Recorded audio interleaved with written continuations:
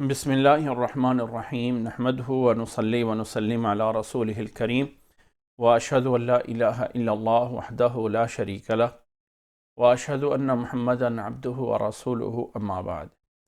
یہ ہماری حدیث کی کلاس گزشتہ اعتبار سے 168 نمبر 168 نمبر کلاس ہے، جس میں آج ہم حدیث نمبر 1176 یعنی 1176 سے 1176 نمبر حدیث سے اپنی کتاب ریاض الصالحین سے شروع کریں گے۔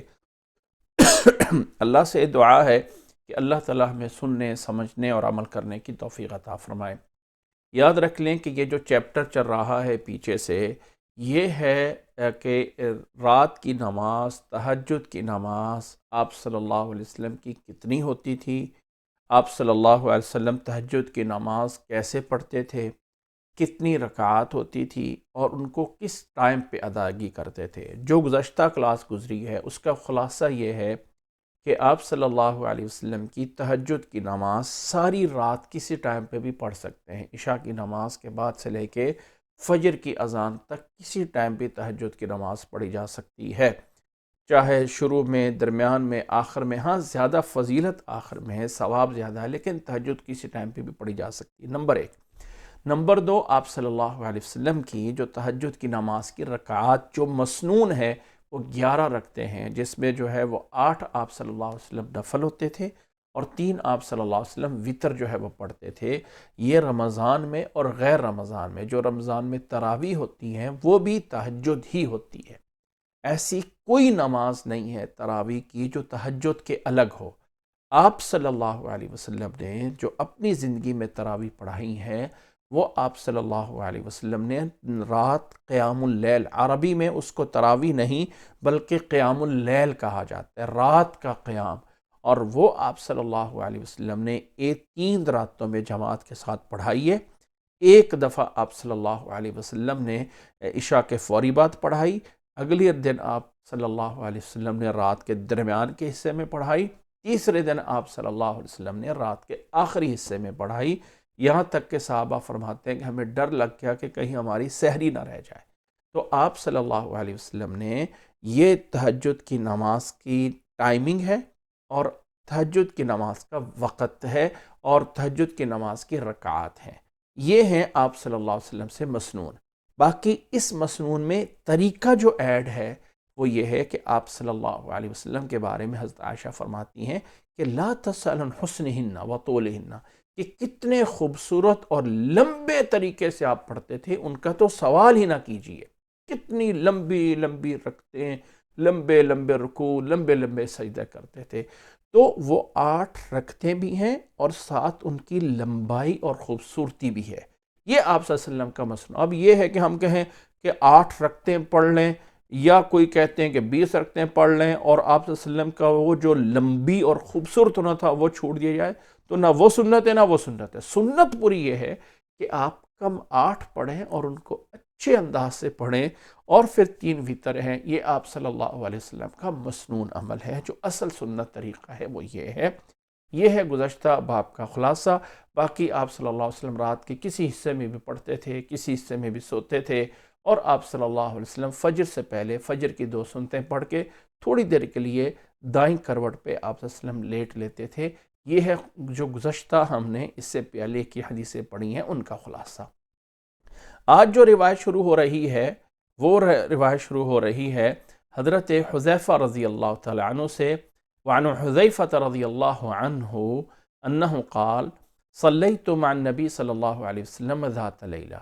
حضرت حذیفہ رضی اللہ تعالیٰ عنہ بیان فرماتے ہیں کہ میں نے ایک رات آپ صلی اللہ علیہ وسلم کے ساتھ نماز پڑھی، فافتتح البقرہ، آپ صلی اللہ علیہ وسلم نے سورۃ بقرہ کی تلاوت شروع کر دی۔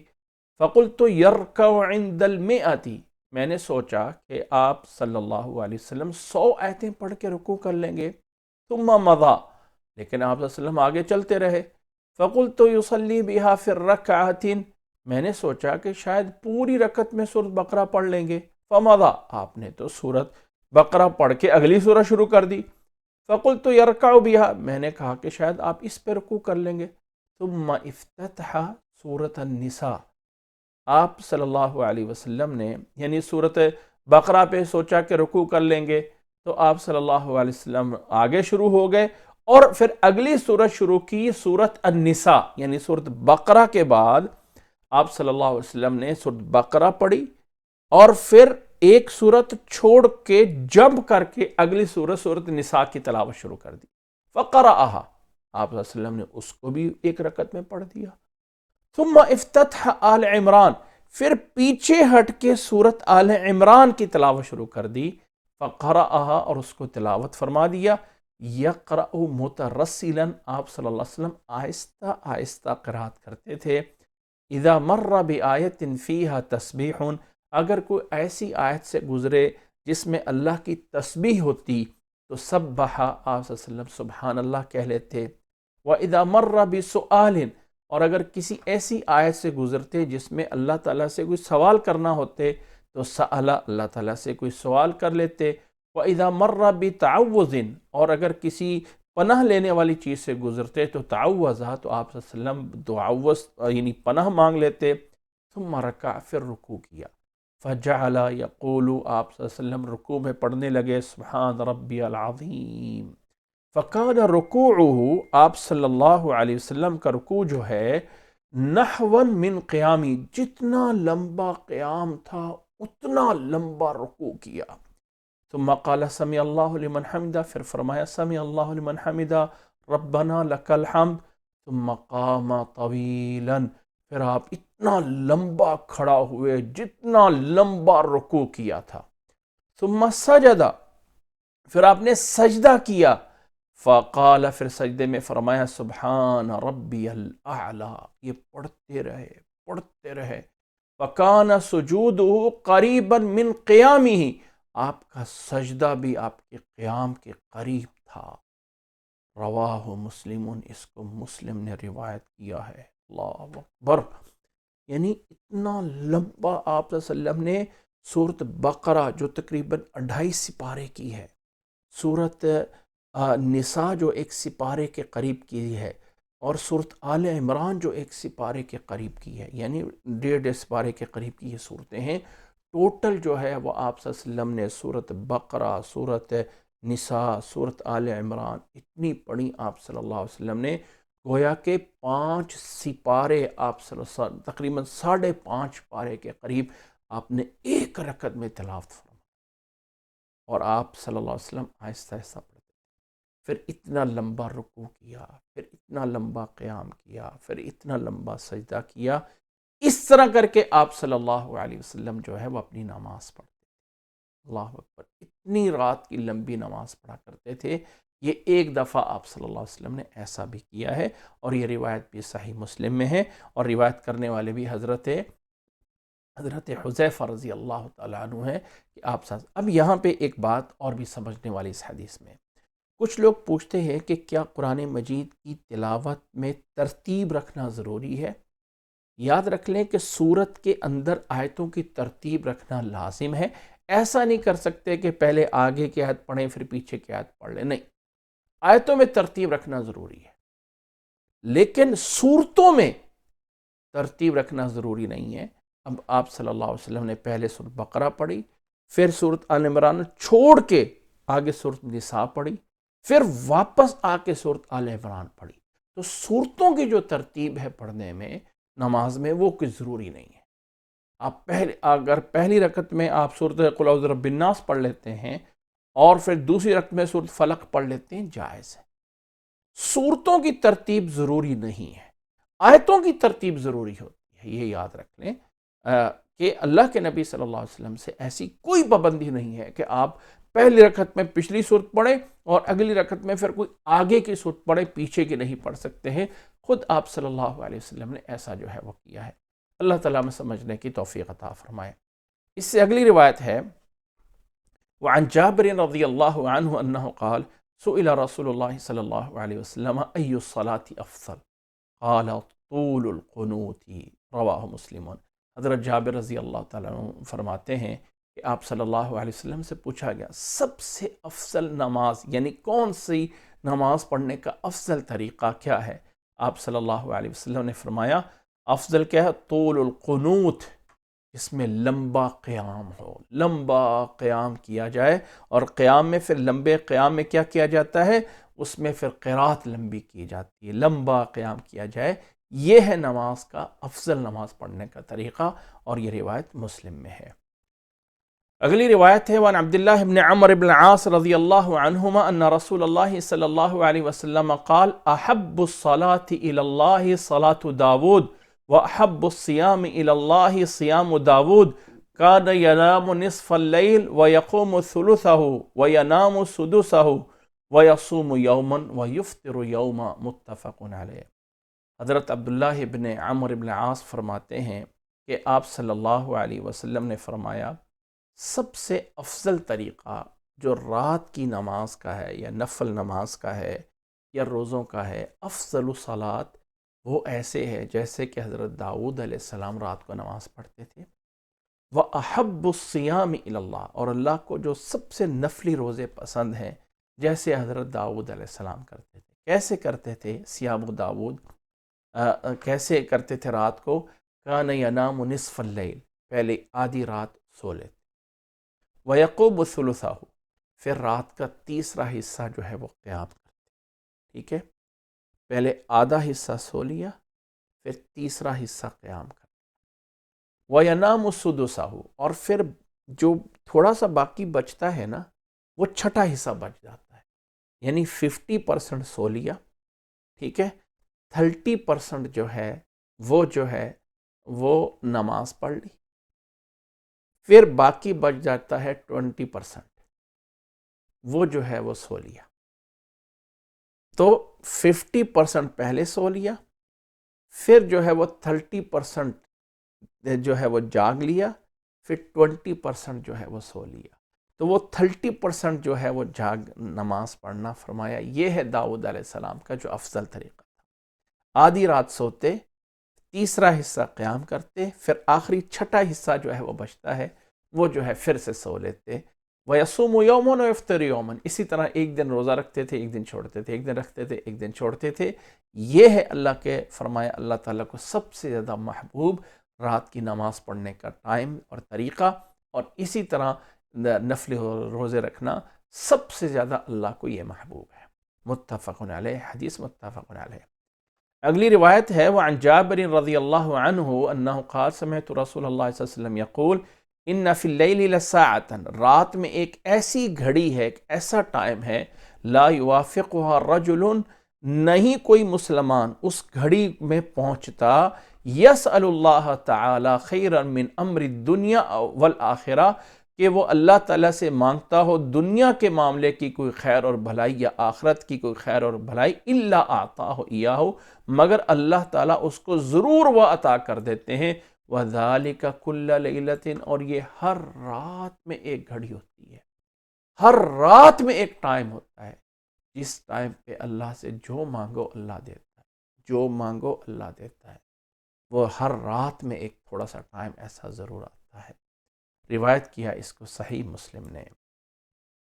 اگلی روایت ہے وعن ابی ہریرہ رضی اللہ عنہ ان النبی صلی اللہ علیہ وسلم قال اذا قام احدکم من اللیل فافتتح الصلاة برکعتین خفیفتین، جب آپ فرماتے ہیں کہ نبی صلی اللہ علیہ وسلم جب رات شروع ہوتے، اذا قام من اللیل، جب رات سے اٹھتے، رات کی نماز شروع کرنے لگتے، فافتتح الصلاة برکعتین خفیفتین، تو شروع میں دو ہلکی سی دو رکعتیں پڑھتے، پھر لمبی پڑھنا شروع کرتے، یعنی یکدم لمبی نہیں کرتے، پہلے دو رکعتیں چھوٹی سی پڑھتے اور پھر جو ہے وہ لمبی رکعات کو شروع کرتے۔ اس طرح کر کے آپ صلی اللہ علیہ وسلم پڑھا کرتے تھے، اور یہ روایت بھی صحیح مسلم میں ہے۔ اگلی روایت ہے وعن عائشہ رضی اللہ عنہا انہا قالت کان رسول اللہ صلی اللہ علیہ وسلم اذا قام من اللیل افتتح صلاته برکعتین خفیفتین، یہ حضرت عائشہ رضی اللہ تعالیٰ عنہ سے روایت ہے، پیچھے حضرت ابو ہریرہ سے ہے اور یہ حضرت عائشہ سے ہے۔ معنی یہی ہے کہ اللہ کے نبی صلی اللہ علیہ وسلم رات کی تہجد کی نماز جب شروع کرتے تو شروع والی دو رکعتیں چھوٹی سی پڑھتے، پھر اگلی جو ہے وہ رکعات کو لمبا کرنا شروع کرتے۔ آپ صلی اللہ علیہ وسلم کا طریقہ کچھ یوں ہوتا تھا۔ اگلی جو ہے روایت ہے وعنہا رضی اللہ عنہا قالت کان رسول اللہ صلی اللہ علیہ وسلم اذا فاتته الصلاة من اللیل من وجع او غیرہ صلی من النہار 12 رکعتا رواہ مسلم۔ حضرت عائشہ رضی اللہ تعالیٰ عنہ فرماتی ہیں کہ آپ صلی اللہ علیہ وسلم اذا فاتته من اللیل، جب کبھی آپ کی رات کی نماز رہ جاتی، وہ جو تہجد کی نماز جو رات کی رہ جاتی من وجعن، کسی بیماری سے یا کسی وجہ سے، کوئی بیمار ہے، کوئی درد ہے، کچھ ہے، رات کی رہ جاتی، تو صلی من النہاری، تو دن کے ٹائم، یعنی سورج نکلنے کے بعد دن کے ٹائم آپ صلی اللہ علیہ وسلم 12 رکعہ 12 رکعتیں پڑھ لیتے تھے، 12 رکعتیں دو دو کر کے آپ صلی اللہ علیہ وسلم 11 نہیں بلکہ 12 پڑھ لیتے تھے۔ رات کو اگر نفل رہ جائے، وطر کی نماز رہ جائے، تو وہ بھی انسان دن کے ٹائم دو دو کر کے 4 نفل پڑھ لے۔ آپ صلی اللہ علیہ وسلم کی 11 رکعتیں رہ جاتی تھی، اگر کبھی رہ گئی تو وہ سورج نکلنے کے بعد دن کے ٹائم آپ صلی اللہ علیہ وسلم 12 رکعتیں پڑھ لیتے تھے۔ یہ ہے آپ صلی اللہ علیہ وسلم کی نماز کا طریقہ۔ اگلی روایت ہے وعن عمر بن الخطاب رضی اللہ عنہ انہ قال قال رسول اللہ صلی اللہ علیہ وسلم من نام عن حزبه او عن شيء منه فقرأه فيما بين صلاة الفجر وصلاة الظهر كتب له كأنما قرأه من الليل رواہ مسلم۔ حضرت عمر بن خطاب رضی اللہ تعالیٰ عنہ فرماتے ہیں جو کوئی انسان اپنے رات کے کسی مقرر حصے اس سے رہ گیا، یعنی رات کو وہ 11 رکعتیں پڑھتا تھا، اس سے 5 پڑھی گئیں، اس سے 4 پڑھی گئیں، یا رات کو وہ قرآن مجید کی تلاوت کرتا تھا ایک سپارہ، اس سے وہ آدھا سپارہ رہ گیا یا پورا رہ گیا، عن حزبہ عن شیء منہ، یا اس سے کچھ حصہ رہ گیا، فقرأہ فیما بین صلاۃ الفجر و صلاۃ الظہر، پھر دن کو فجر کے بعد یعنی سورج نکلنے کے بعد سے لے کے ظہر سے پہلے اس نے اپنے اس حصے کو پڑھ لیا جو رات کا اس کا تہجد کا حصہ رہ گیا تھا، جو اس نے اس ٹائم پڑھ لیا، فَكُتِبَ لَهُ، اس کا ثواب ویسے ہی لکھا جائے گا، فَكَأَنَّمَا قَرَأَهُ مِنَ اللَّيْلِ، جیسے کہ اس نے رات کو پڑھا تھا۔ اگر کس تہجد انسان پڑھتا رہتا ہو، کبھی اگر تہجد کی نماز رہ گئی اور سورج نکلنے کے بعد پڑھ لی، پھر اس کو ثواب وہی ملے گا جو اس کو رات پڑھتا۔ یہ ہے اس کا طریقہ۔ رواہ مسلم، اس کو صحیح مسلم نے بیان فرمایا ہے۔ اگلی روایت ہے وعن ابی ہریرہ رضی اللہ عنہ انہ قال قال رسول اللہ صلی اللہ علیہ وسلم رحم اللہ رجلا قام من اللیل فصلى وایقظ امرأته فاذا ابت نضح في وجهها الماء، رحم اللہ امرأ قامت من اللیل فصلت وایقظت زوجها فإن ابا نضحت فی وجہہ الماء۔ حضرت ابو ہریرہ رضی اللہ تعالیٰ عنہ فرماتے ہیں آپ صلی اللہ علیہ وسلم نے فرمایا رحم اللہ رجلا، اللہ اس شخص پہ رحم کرے، اللہ اس شخص پہ دعا دی ہے آپ صلی اللہ علیہ وسلم نے، اللہ اس شخص پہ رحمت کرے جو رات کو قیام کرتا ہے، فصلی نماز پڑھتا رہا، وَأَيْقَظَ امرأته، پھر اپنی بیوی کو بھی اٹھاتا ہے اور اللہ کے بندی اٹھ جا نماز پڑھ لے، فَإِنْ أَبَتْ، اگر وہ انکار کرتی ہے تو تھوڑا سا گیلا ہاتھ لے کے اس کے منہ پہ یوں چھڑک دیتا ہے، یہ نہیں کہ پانی کا جگ انڈیل دیتا ہے، اس کے چہرے پہ پانی لگا دیتا ہے تاکہ اس کو جاگ آ جائے، اللہ اس پہ رحم کرے اس بندے پہ۔ اسی طرح رحم اللہ امرأتن، اللہ اس بیوی پہ، اس عورت پہ رحمت نازل کرے، قامت من اللیل، رات سے اٹھی، فصلت نماز پڑھتی رہی، وَأَيْقَظَتْ زَوْجَهَا، پھر اپنے خامد کو اٹھایا، فَإِنْ أَبَا، اب خامد تھوڑی سی سستی کرتا ہے، نَضَحَتْ فِي وَجْهِهِ الْمَاءَ، تو وہ ہاتھ گیلا کر کے تھوڑا سا پانی اس کے چہرے پہ یوں چھڑک دیا یا گیلا ہاتھ اس کی آنکھوں پہ لگا دیا کہ وہ اٹھ جائے۔ اللہ اس شخص پہ رحم کرے، اللہ اس بیوی پہ رحم کرے، لیکن یہ تب ہوتا ہے جب آپس میں ایک محبت کا تعلق ایسا ہو جائے، ایک شفقت کا ایسا تعلق پیدا ہو جائے کہ جس میں اللہ کی رضا مقصود ہو، اللہ کی رضا مقصود ہو۔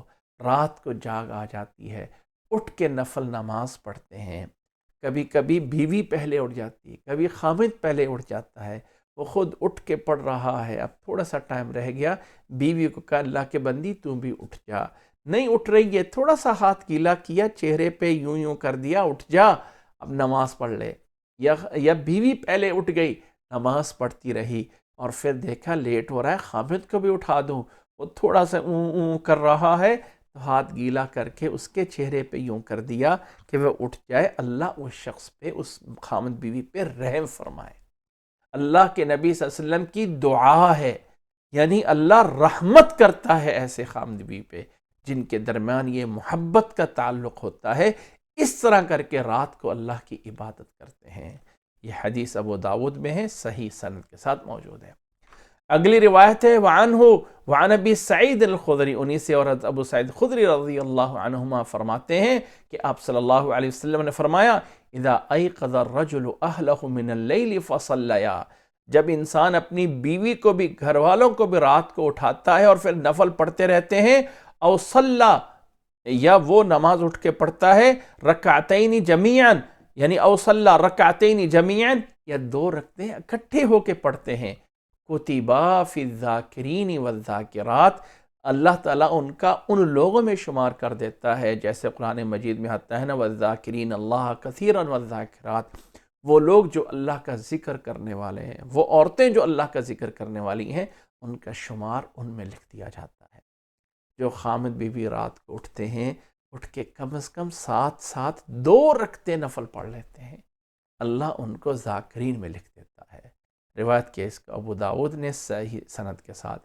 اگلی روایت ہے وعن عائشہ رضی اللہ عنہا ان النبی صلی اللہ علیہ وسلم قال اذا نعس احدکم فی الصلاۃ، جب انسان کو رات نماز میں اونگ آنے لگ جائے، نیند آنے لگ جائے، فلیرقد، وہ جا کے سو جائے، حتی یذهب عنہ النوم، یہاں تک کہ نیند پوری ہو جائے۔ فإن أحدكم إذا صلى، جب انسان نیند میں ہی نماز پڑھ رہا ہوگا، وهو ناعس، اور اسے اونگ آ رہی ہوگی، لعلہ یذهب ویستغفر، لعلہ یستغفر فیسب نفسہ، کہیں ایسا نہ ہو کہ وہ کر تو استغفر اللہ رہا ہو، لیکن کہیں اپنے آپ کو کوئی برے الفاظ یا کوئی گالی ہی نہ دے رہا ہو، کیونکہ اس کو پتہ ہی نہیں میں کیا بول رہا ہوں۔ اس لیے انسان، یعنی یہ رات کی نماز کے لیے ہے، یہ نہیں کہ انسان زبردستی پڑھے، اگر اونگ آ رہی ہے تو سو جاؤ، تھوڑی سی نیند پوری کر کے اپنے آپ کو ذرا یعنی اس طرح کر کے حشاش بشاش کر کے اٹھے، اور پھر جو ہے وہ نماز پڑھو ہوش میں، سمجھ میں، تاکہ انسان اللہ تعالیٰ سے استغفار کرے، دعائیں مانگے تو پورے سمجھ سے مانگ رہا، یہ نہ کہ اس کو پتہ ہی نہ ہو کہ میں کیا کر رہا ہوں۔ یہ روایت متفق علیہ۔ وعن ابی ہریرہ رضی اللہ عنہ، اور حضرت ابو ہریرہ رضی اللہ تعالیٰ عنہ سے روایت ہے کہ آپ صلی اللہ علیہ وسلم نے فرمایا اذا نام احدکم من اللیل فاستعجم القرآن علی لسانہ فلم یدر ما یقول فلیستعجل۔ حضرت ابو ہریرہ فرماتے ہیں آپ صلی اللہ علیہ وسلم نے فرمایا جب کوئی انسان رات کو قیام کرے، فاستعجم القرآن علی لسانہ، تو قرآن مجید جو ہے نیند کے غلبے کی وجہ سے اس پہ مشکل ہو رہا ہو، فلم یدری ما یقول، اسے یہ نہ پتا ہو کہ میں کیا بول رہا ہوں، جا کے فلیستجے، جا کے لیٹ جائے، سو جائے، یعنی رات کو اٹھے اور نیند کی حالت میں بڑا قل اللہ احد، اس کو پتہ ہی نہ میں کیا بول رہا ہوں، اسے چاہیے نماز چھوڑ دے اور جا کے سو جائے۔ یہ نہیں کہ انسان طے کر لے کہ جی رات کو میں نے 5 گھنٹے پڑھنا ہے، اور 5 گھنٹے پھر زبردستی کر کے یوں کر کے پڑھ رہا ہو، تو اللہ کو یہ نہیں چاہیے۔ جا کے نیند پوری کر لے، جب انسان نہیں اٹھ سکتا 2 رکعتیں پڑھ لے، یہ زیادہ بہتر ہے کہ آپ جو ہے وہ 8 رکعتیں پڑھیں، لیکن بالکل خراب کر کے پڑھیں۔ اللہ مجھے اور آپ کو عمل کرنے کی توفیق عطا فرمائے۔ اگلا باب ہے باب استحباب قیام رمضان وهو التراویح، باب ہے رمضان کا قیام اور وہی وہ تراویح ہے۔ رمضان کا قیام یہ جو ہے وہ مستحب ہے، اور وہی تراویح، یعنی الگ سے کوئی رمضان کا قیام نہیں ہے، جیسے میں نے پیچھے بتایا کہ قیام اللیل ہی تراویح ہے، الگ سے کوئی تراویح نہیں ہے۔ عن ابی ہریرہ رضی اللہ عنہ ان رسول اللہ صلی اللہ علیہ وسلم قال من قام رمضان ایمانا واحتسابا غفر له ما تقدم من ذنبه، جو انسان رمضان کا رات کا قیام کرتا ہے ایمان کے ساتھ اور اللہ تعالیٰ سے اجر و ثواب لینے کی نیت سے، غفر له ما تقدم من ذنبه، اللہ اس کے اگلے سارے گناہوں کو معاف فرما دیتا ہے۔ رات کا قیام جو رمضان میں کرتا ہے، رمضان کی راتوں میں خاص طور پہ، اللہ اس کے اگلے سارے گناہوں کو معاف فرما دیتا ہے۔ روایت کیا ہے؟ متفق علیہ۔ وعنہ، اور انہی سے روایت ہے رضی اللہ عنہ، انہ قال کان رسول اللہ صلی اللہ علیہ وسلم یرغب فی قیام رمضان، آپ صلی اللہ علیہ وسلم رمضان کے قیام کی ترغیب دیتے تھے، من غیر ان یأمر فیہ بعزیمت، یعنی زبردستی سختی سے حکم نہیں دیتے تھے۔ فیقول، اور فرمایا کرتے تھے، من قام رمضان ایمانا واحتسابا غفر له ما تقدم من ذنبہ، جو بھی انسان رمضان کی راتوں میں قیام کرتا ہے ایمان کی حالت میں، ثواب کی نیت سے، اس کے پچھلے سارے گناہ اللہ تعالیٰ معاف فرما دیتا ہے، اور یہ روایت مسلم میں موجود ہے۔ اللہ اکبر۔ رمضان کا قیام جیسے پیچھے گزر چکا ہے کہ جو تراویح ہے رمضان میں وہ وہی ہیں جو تہجد کی نماز ہیں، اور اس نماز کی تعداد وہی ہے جو کہ تراویح کی نماز، یعنی 8 رکعات 3 وتر، یہ آپ صلی اللہ علیہ وسلم رمضان میں اور غیر رمضان میں آپ صلی اللہ علیہ وسلم کی یہی نماز ہوا کرتی تھی۔ اس کے بعد اگلا باب ہے باب فضل قیام لیلۃ القدر و بیان ارجا لیالیہا، خاص طور پہ شب قدر، جو کہ قدر کی ایک رات ہے، شب قدر ہے، لیلۃ القدر ہے، رمضان میں وہ رات آتی ہے، اس کے قیام کی الگ سے فضیلت، اور ان راتوں کا بیان جس میں زیادہ امید کی جا سکتی ہے کہ وہ رات ہے۔ قال اللہ تعالی، اللہ تعالیٰ نے فرمایا، انا انزلناہ فی لیلۃ القدر وما ادراک ما لیلۃ القدر لیلۃ القدر خیر من الف شہر تنزل الملائکۃ والروح فیہا باذن ربہم من کل امر سلام ہی حتی مطلع الفجر۔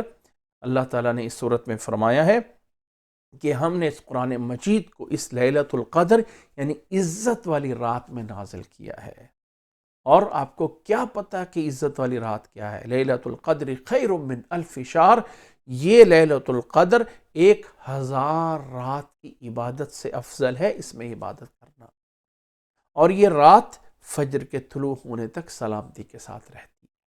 یہ اس رات کی فضیلت ہے جو 1000 مہینے سے بہتر ہے، اور بہتر کی بھی پھر کوئی لمٹ نہیں ہے، کتنا اور بہتر ہے اللہ عالم۔ آگے جو ہے وہ اللہ تعالیٰ نے فرمایا ہے انا انزلناہ فی لیلۃ مبارکہ، اسی طرح اللہ تعالیٰ نے سورۃ دخان میں بھی فرمایا ہے کہ قرآن مجید کو بھی ہم نے اس رات میں نازل کیا تھا۔ قرآن مجید اللہ تعالیٰ نے لوح محفوظ پہ آسمان دنیا پہ اس رات میں، ایک رات میں پورا نازل کیا، اور پھر زمین پہ اللہ تعالیٰ نے آسمان دنیا سے لیلۃ القدر میں شروع کیا، اور 23 سالوں میں آ کے پورا ہوتا ہے۔ تو لیلۃ القدر وہ رات ہے جس میں آپ صلی اللہ علیہ وسلم کو نبوت دی گئی تھی۔ اس رات کی عبادت کی فضیلت کیا ہے کہ 1000 مہینوں کی عبادت سے بھی زیادہ افضل ہے۔ وہ زیادہ کتنی ہے وہ بھی اللہ کو پتہ ہے۔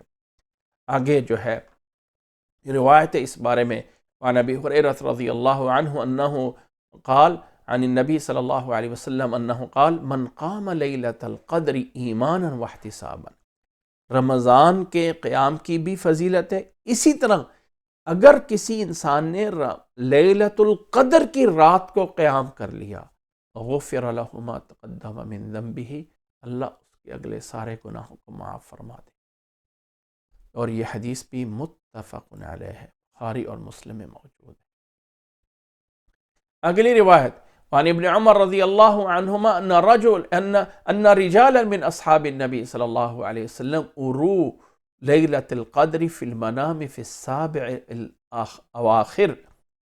حضرت عبداللہ ابن عمر فرماتے ہیں کہ آپ صلی اللہ علیہ وسلم کے کچھ صحابہ کو خواب آیا، دکھایا گیا کہ لیلۃ القدر جو ہے یہ دکھائی گئی نیند میں، فی السبع الاواخر، آخری 7 راتوں میں، آخری 7 راتوں میں رمضان میں۔ فقال رسول اللہ صلی اللہ علیہ وسلم ارا رؤیاکم قد تواطأت فی 7 الاواخر، آپ صلی اللہ علیہ وسلم نے فرمایا کہ مجھے لگتا ہے تم سے بہت سے لوگوں کو یہ خواب آ چکا ہے کہ رمضان کی آخری 7 راتوں میں جو ہے یہ لیلۃ القدر ہے۔ فتحروا فی 7 الاواخر، بس تلاش کرو 7 آخری راتوں میں۔ آخر کی جو 7 راتیں ہیں اس میں اس کو جو ہے وہ تلاش کرو۔ آپ صلی اللہ علیہ وسلم نے رمضان پورا اس کے لیے قیام فرمایا ہے، پھر آپ صلی اللہ علیہ وسلم نے آخری عشرے میں بتایا ہے، پھر آپ صلی اللہ علیہ وسلم نے آخری 7 راتوں میں بتایا ہے، پھر آپ صلی اللہ علیہ وسلم نے آخری طاق راتوں میں، آخری عود راتوں میں 21 میں، 23 میں، 25 میں، 27 میں، 29 میں، ان میں فرمایا ہے۔ الگ الگ احادیث میں الگ الگ ٹائمنگ آئی ہے، یہاں پہ فرمایا آخری 7 راتوں میں تلاش کرو، اور یہ حدیث بھی متفق علیہ۔ اگلی روایت یہ ہے، وعن عائشة رضی اللہ عنہ انہا قالت کان رسول اللہ صلی اللہ علیہ وسلم یجاور فی العشر الاواخر من رمضان ویقول تحروا لیلۃ القدر فی العشر الاواخر من رمضان۔ حضرت عائشہ فرماتی ہیں کہ آپ صلی اللہ علیہ وسلم رمضان کے آخری 10 دنوں میں اعتکاف کرتے تھے۔ یجاور فی العشر الاواخر یعنی جیسے مجاورت ہوتی ہے، اعتکاف ہوتا ہے، آپ صلی اللہ علیہ وسلم اعتکاف کرتے تھے مسجد میں آخری 10 راتیں، اور فرماتے تھے تحرو تلاش کرو لیلۃ القدر کو آخری 10 راتوں میں رمضان میں، اور یہ روایت بھی متفق علیہ۔ اور وعنہا، اور انہی سے روایت ہے رضی اللہ عنہ ان رسول اللہ صلی اللہ علیہ وسلم قال تحروا لیلۃ القدر فی الوتر من العشر الاواخر من رمضان، رواہ البخاری۔ آپ صلی اللہ علیہ وسلم نے فرمایا تلاش کرو لیلۃ القدر کو وتر میں، طاق راتوں میں، آخری عشرے میں سے، رمضان سے، اور یہ روایت بخاری میں ہے۔ یعنی عود راتیں جو کہ 21 کی رات ہے، 23 کی رات ہے، 25 کی رات ہے، 27 کی رات ہے، 29 کی رات ہے، ان راتوں میں تلاش کرو، ان راتوں میں تلاش کرو۔ اللہ تعالیٰ ان راتوں میں جو ہے لیلۃ القدر جو ہے وہ بھیج سکتے ہیں، ان میں ہوگی، تلاش کریں۔ اور آپ صلی اللہ علیہ وسلم پورا اعتکاف 10 راتوں کا کیا کرتے تھے، وہ ان 10 راتوں میں ہے، یہ آخری 7 راتوں میں ہے، یہ آخری 5 طاق راتوں میں ہے، ان میں ضرور موجود ہے۔ مسلمان کو چاہیے کہ انسان ان راتوں میں جو ہے وہ قیام کرے اور لیلۃ القدر کو تلاش کرے۔ اللہ تعالیٰ جو ہے وہ عمل کرنے کی توفیق عطا فرمائے۔ اگلی روایت ہے وعنہا رضی اللہ عنہا انہا قالت کان رسول اللہ صلی اللہ علیہ وسلم اذا دخل العشر الاواخر من رمضان احیا لیلہ وایقظ اہلہ وجد المئزر، متفق علیہ۔ فرماتے ہیں حضرت عائشہ رضی اللہ تعالیٰ عنہ کہ کان رسول اللہ، آپ صلی اللہ علیہ وسلم ایسے تھے، اذا دخل العشر الاواخر من رمضان، جب رمضان کے آخری 10 دن داخل ہو جاتے، احیا اللیل، ساری رات جاگتے، وایقظ اہلہ، اور گھر والوں کو جگا کے رکھتے، وجد وشد مئزرا، آپ محنت کرتے خوب اور اپنی کمر کو کس کے رکھتے۔ یہ محنت، کسی نے کوئی کام محنت سے کرنا ہو تو اس کے بارے میں کہا جاتا ہے کہ اس نے اپنی کمر باندھ لی ہے۔ آپ صلی اللہ علیہ وسلم یعنی آخری 10 دنوں میں اپنی کمر باندھ لیتے، محنت کرتے، ساری رات قیام کرتے، اور اپنے گھر والوں کو جگاتے۔ آخری 10 دنوں میں اللہ کے آگے قیام کرو، نماز پڑھو، نماز پڑھو، نماز پڑھو۔ آپ صلی اللہ علیہ وسلم اس طرح کرتے تھے رمضان کے دنوں میں۔ اور اگلی روایت ہے وعنہا انہا قالت کان رسول اللہ صلی اللہ علیہ وسلم یجتہد فی رمضان ما لا یجتہد فی غیرہ، آپ صلی اللہ علیہ وسلم جتنی عبادت محنت رمضان میں کرتے تھے اتنی باقی دنوں میں نہیں کرتے تھے۔ وفی العشر الاواخر منہ، اور پھر آخری 10 دنوں میں جتنی عبادت کرتے تھے، ما لا یجتہد فی غیرہ، اتنا ان باقی کسی دنوں میں نہیں کرتے تھے۔ یعنی رمضان، سارے رمضان میں باقی تمام دنوں سے زیادہ اللہ کی عبادت کرتے تھے، اور پھر آخری 10 دنوں میں ان باقی 20 دنوں سے بھی زیادہ اللہ کی عبادت کرتے تھے، اور یہ روایت بھی صحیح مسلم میں موجود ہے۔ وعنہا، اور انہی سے روایت ہے انہا قالت قلت یا رسول اللہ، میں نے کہا اللہ کے رسول صلی اللہ علیہ وسلم ارأیت ان علمت ای لیلۃ القدر ما اقول فیہا، فرماتی ہیں کہ اللہ کے نبی صلی اللہ علیہ وسلم اگر مجھے پتہ چل جائے کہ کون سی لیلۃ القدر ہے تو میں اس میں کون سی دعا پڑھوں؟ حضرت عائشہ رضی اللہ تعالیٰ عنہ نے پوچھا، قال، آپ صلی اللہ علیہ وسلم نے فرمایا قولی، یہ کرنا، اللہم انک عفو تحب العفو فاعف عنی، اللہ اکبر، بڑی مختصر سی دعا، اللہم انک عفون، اے اللہ تو معاف کرنے والا ہے، اے اللہ تو معافی کو پسند کرتا ہے، فاعف عنی، اے اللہ مجھے معاف فرما دے، اے اللہ مجھے معاف۔ بظاہر تھوڑے سے الفاظ ہیں لیکن ان الفاظ میں بہت بڑی گہرائی موجود۔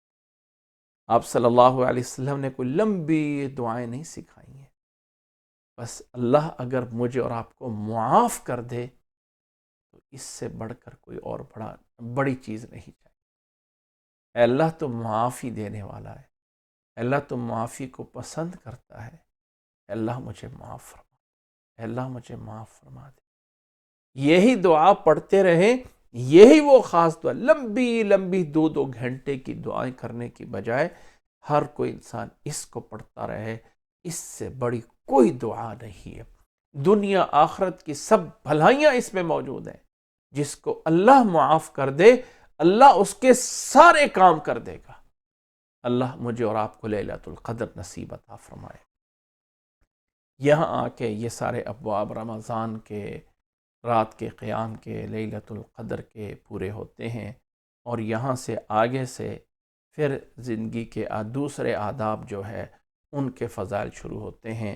آج ہم اسی پہ جو ہے اکتفا کرتے ہیں، انشاءاللہ تعالیٰ اس سے آگے ہم آئندہ کی کلاس میں پڑھیں گے۔